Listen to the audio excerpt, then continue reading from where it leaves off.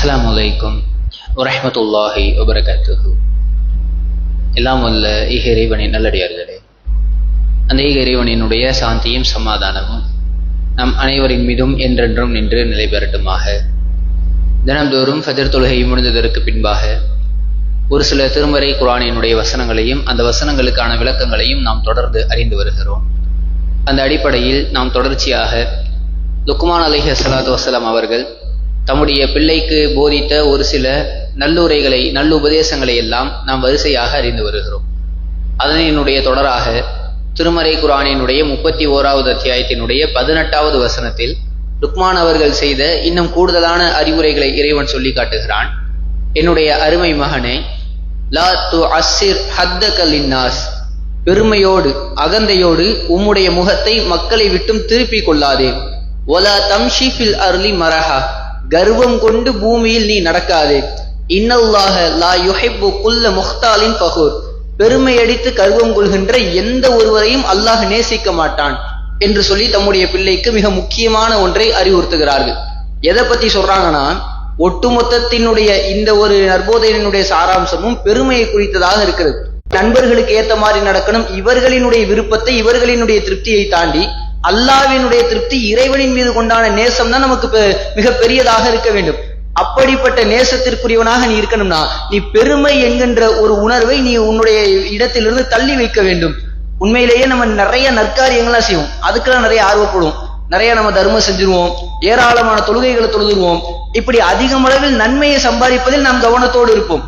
ஆனால் இந்த பெருமை என்கின்ற ஒரு விஷயத்தில் நாம் கவனமற்றும் இருந்தால் நாம் சொர்க்கத்தில் நுழையவே முடியாது என்று நபிகளார் நமக்கு எச்சரித்து இருக்கிறார்கள்.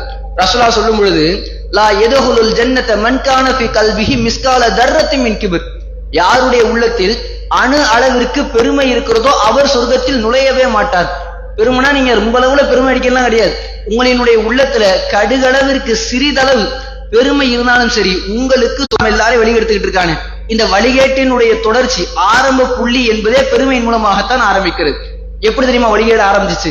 ஆதம் அலைஹிஸ்ஸலாத்து வஸ்ஸலாம் அவர்களை படித்து விட்டு ஒட்டுமொத்த மலக்குமார்களுக்கும் அல்லாஹ் கட்டளையிடுகிறான், உஸ்ஜுது லி ஆதம், ஆதமிற்கு பணிந்து செல்லுங்கள். ஒட்டுமொத்த மலக்குமார்களும் பணிந்து சென்று விட்டார்கள். அங்கு இருந்த இப்லீஸ் பணிவதற்கு மறுத்து விடுகிறான். மறுத்து விட்டு பெருமை அடிக்கிறான். முதலில் வழிகேட்டினுடைய தொடக்க புள்ளி என்பதே பெருமைதான். பெருமை அடித்து எப்படி பேசுறான்னா, தன்னை படைத்த இறைவனிடத்தில் கேட்கக்கூடிய கேள்வி, ஹலக்தனி மினன்னார், என்ன நீ நெருப்புல படைச்சிருக்கிற, ஓ ஹலக்தஹு மினத்தீன், ஆனா அவரை நீ களிமண்ல படைச்சிருக்கிற, அன ஹைரும் மின்ஹு, நான் அவரை விட சிறந்தவர், என்னை விட நான் தான் அவரை விட சிறந்தவராக இருக்கிற நிலையில நான் எதுக்கு அவருக்கு பணிந்து போகணும், வேணா அவரை எனக்கு பணிஞ்சு போக சொல்லு என்பதை போன்று தம்மை படைத்த இறைவனிடத்திலேயே பெருமை கொண்ட வாசகங்களை பேசுகிறான். இதன் காரணமாகத்தான் இறைவன் ஷைத்தானை சபித்து விரட்டி அடித்து நாளைக்கு நரகத்தில் பெருமை அடித்தான். ஆனா ரப்புக்கும் ஆலா, நான் தான் கடவுளுக்கெல்லாம் கடவுள், எல்லா இறைவனை தாண்டிய கடவுள் நான் தான் என்று பெருமை அடித்தான். இறுதி நிலைமை இறைவனினுடைய நாட்டத்தால் மூழ்கடிக்கப்பட்டு இறந்து போனான்.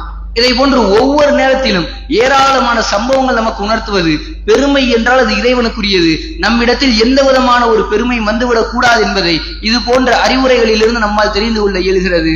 அன்பார்ந்தவர்களே, நாம் நம்முடைய வாழ்க்கையில் வாழும் பொழுது எவ்வளவு பெரிய வாழ்க்கையினுடைய உச்சத்திற்கு சென்றாலும் ஒட்டுமொத்த புகழும் இறைவனுக்குரியது என்கின்ற அல்ஹம்துலில்லாஹ் என்கின்ற வார்த்தையின் மூலமாக நம்முடைய